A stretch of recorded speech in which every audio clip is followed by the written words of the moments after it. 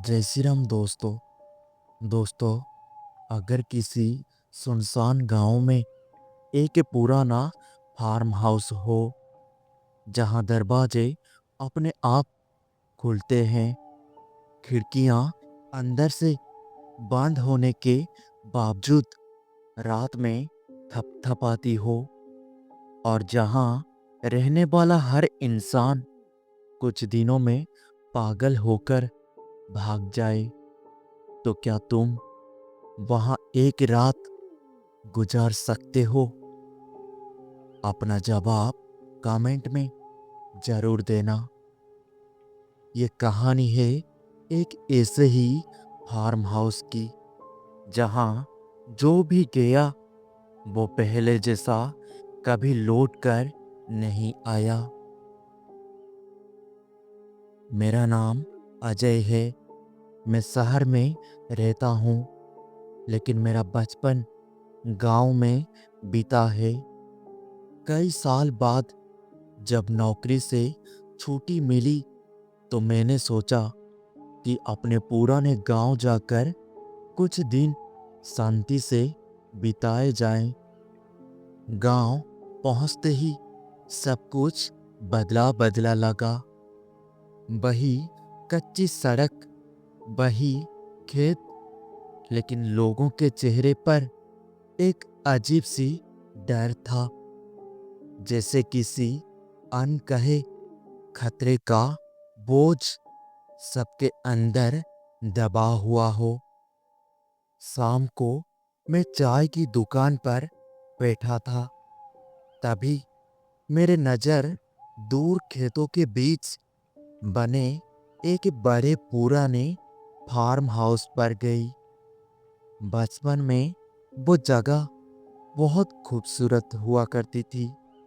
सफ़ेद दीवारें, लाल छत, आम के पेड़, लेकिन अब वो काला, टूटा और सुनसान दिख रहा था।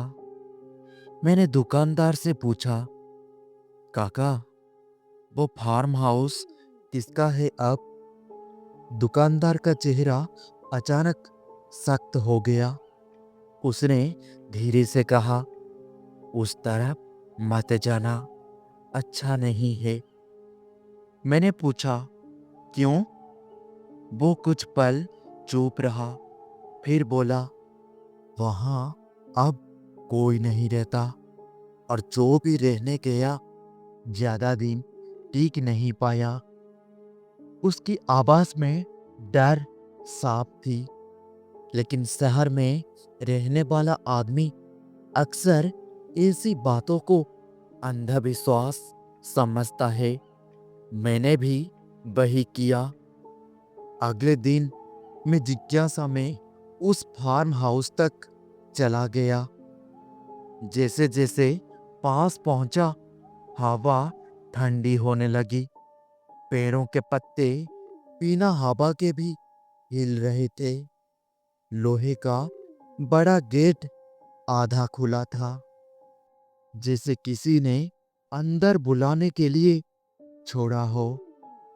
अंदर कदम रखते ही अजीब सन्नाटा महसूस हुआ।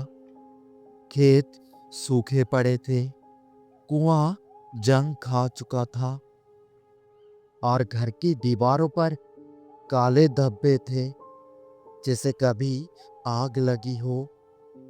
दरवाजा हल्का सा धक्का देते ही खुद ब खुद चर की आवाज के साथ खुल गया। अंदर धूल जमी थी, लेकिन अजीब बात ये थी कि फर्श पर कुछ ताजे पैरों के निशान थे, जैसे अभी अभी कोई अंदर आया हो। मैंने सोचा शायद कोई जानवर होगा। कमरे में पुराने फर्नीचर पड़े थे, टूटी कुर्सियां, उल्टी मेज, दीवार पर टेढ़ी टंगी एक पुरानी परिवार की तस्वीर। तस्वीर में एक आदमी, उसकी पत्नी और एक छोटी लड़की मुस्कुरा रहे थे, लेकिन तस्वीर के कांच पर बीच से एक लंबी दरार थी, ठीक लड़की के चेहरे पर। शाम होने लगी थी। मुझे वापस लौटना चाहिए था, लेकिन तभी बाहर अचानक तेज हवा चलने लगी और मुख्य दरवाजा जोर से बंद हो गया। मैं चौंक गया। दरवाजा खोलने की कोशिश की, लेकिन वो अटक चुका था। मोबाइल में नेटवर्क नहीं था। अब मजबूरी में मुझे रात वहीं बितानी थी। रात गहराते ही घर की आवाजें शुरू हो गई। पहले ऊपर से धीमी कदमों की आहट आई, जैसे कोई धीरे धीरे चल रहा हो। मैंने सोचा शायद छत पर कोई जानवर होगा, लेकिन फिर साफ आवाज आई, जैसे लकड़ी की फर्श पर नंगे पैर चलते किसी इंसान के कदम।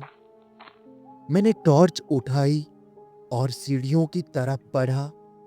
हर कदम के साथ आवाज बंद होती जा रही थी, और जैसे ही मैं रुक जाता था तो फिर शुरू हो जाता था। ऊपर पहुंचते ही सन्नाटा हो गया। गैलरी के आखिरी में एक कमरा था, जिसका दरवाजा आधा खुला था। अंदर से हल्की सी रोशनी आ रही थी, जबकि पूरे घर में बिजली नहीं थी। मैंने धीरे से दरवाजा खोला।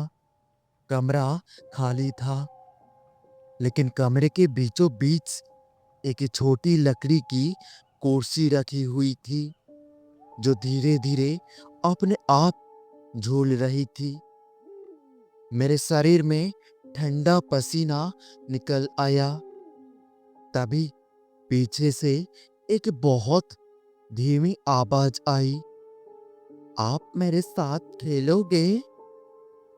मैंने मुड़कर देखा, कोई नहीं था, लेकिन कुर्सी अचानक रुक गई और फिर धीरे धीरे मेरी तरफ घूम गई।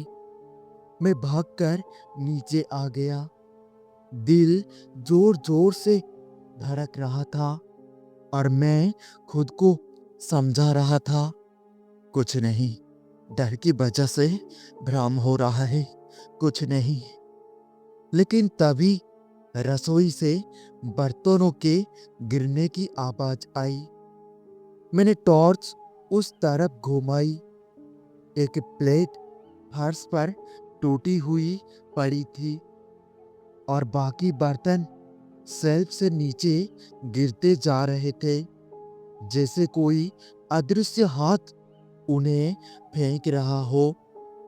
फिर सब अचानक शांत हो गया और रात के करीब 2 बजे होंगे। मैं हॉल के कोने में बैठा था, आंखें बंद किए कि बस सुबह हो जाए। तभी सामने दीवार पर टंगी वही परिवार की तस्वीर अपने आप हिलने लगी, धीरे, फिर तेज, और फिर धड़ाम से गिर गई। कांच टूट गया। टॉर्च की रोशनी जब उस पर पड़ी तो तस्वीर बदल चुकी थी। अब उसमें सिर्फ आदमी और औरत थे। लड़की गायब थी। मेरे गले से आवाज नहीं निकल रही थी। तभी ऊपर से दौड़ते कदम की आवाज आई, तेज, बहुत तेज, जैसे कोई बच्चा पूरी ताकत से भाग रहा हो। फिर वो आवाज सीढ़ियों से उतरती हुई सीधे मेरी तरफ आने लगी, लेकिन सामने कोई नहीं था। आवाज मेरे ठीक सामने आकर रुक गई और फिर मेरे कान के बिल्कुल पास एक फुसफुसाहट मुझे यहाँ बांध कर दिया था। मेरी आंखों के सामने अंधेरा छा गया। जब मेरा होश आया तो सुबह हो चुकी थी। दरवाजा खुला था। सूरज निकल चुकी थी। जैसे कुछ हुआ ही ना हो। मैं बिना पीछे देखे भागा और गांव पहुंचकर जब मैंने सब बताया तो एक बूढ़े आदमी ने लंबी सांस लेकर सच बताया। वहां एक परिवार रहता था। आदमी ने लालच में अपनी ही बेटी को कुएं में धक्का दे दिया। जमीन के झगड़े में उसकी पत्नी पागल हो गई और उसी घर में मर गई। तब से वो लड़की किसी को जाने नहीं देती। मैंने कांपते हुए पूछा, उसकी लाश मिली थी? बूढ़ा बोला, नहीं, कुआं आज तक खाली नहीं हुआ। उस दिन के बाद मैं कभी उस फार्म हाउस के पास नहीं गया। लेकिन कहानी यहीं खत्म नहीं हुआ। कुछ दिनों बाद जब शहर लौटने के लिए बस में बैठा तो खिड़की से बाहर देखा।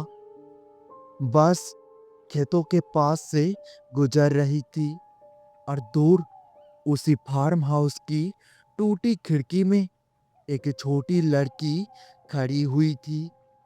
वो मुझे देख रही थी और धीरे धीरे उसने हाथ उठाया, जैसे बुला रही हो। और उसके पीछे दीवार पर टंगी वही तस्वीर थी। इस बार उसमें तीनों थे, आदमी, औरत और लड़की, और तीनों मुस्कुरा रहे थे। कहते हैं उस फार्म हाउस में आज भी रात होते ही बच्चों की कदमों की आवाज सुनाई देती है और जो भी अंदर जाता है उसे एक बच्ची खेल खेलने के लिए बुलाती है। लेकिन उस खेल का अंत कोई नहीं जानता।